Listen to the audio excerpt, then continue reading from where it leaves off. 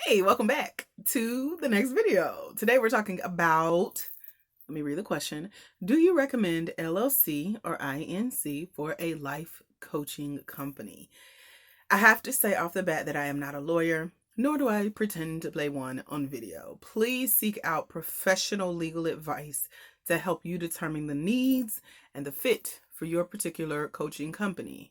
Now, if I had to just go off the top of my head, one coach I've heard put, and I understood it in my early years as an entrepreneur, she said, wait until your business hits at least $50,000 a year and you're actually bringing in that type of money to worry about things like legalistics.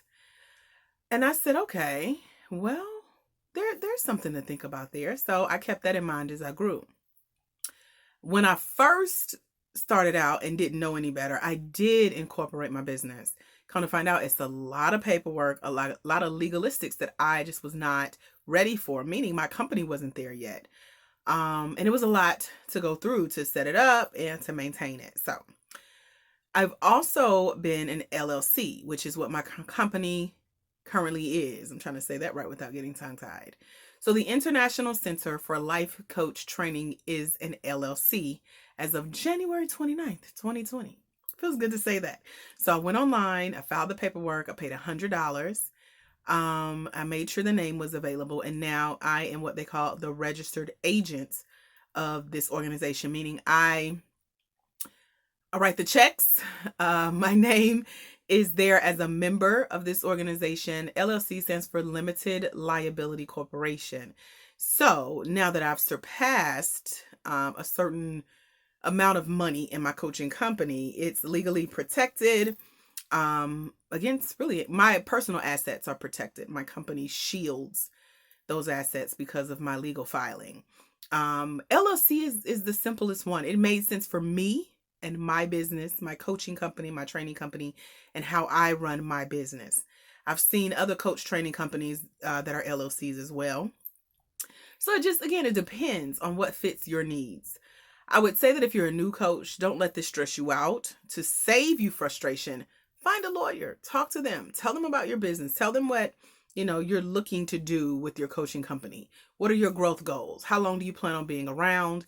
Is it worth putting all the effort into filing this paperwork? What are the tax benefits?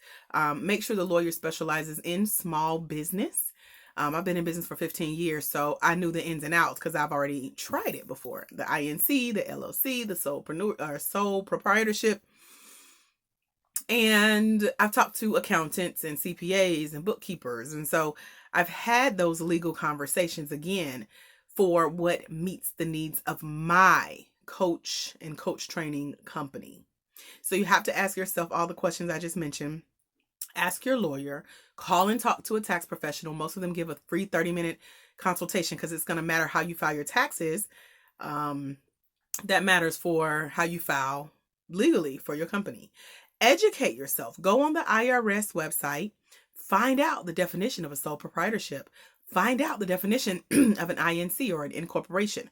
Find out the legal, getting tongue-tied, the limited liability corporation definition or LLC. Find out the LLP, the limited liability partnership.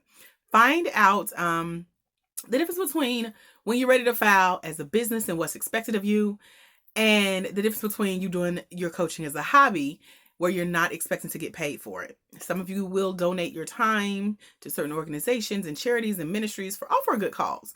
But you want to be educated as to why you are an LLC or not, why you are an incorporation or not, why you stay with sole proprietorship or not, why you may do an LLP or a limited liability partnership if you have someone in business with you.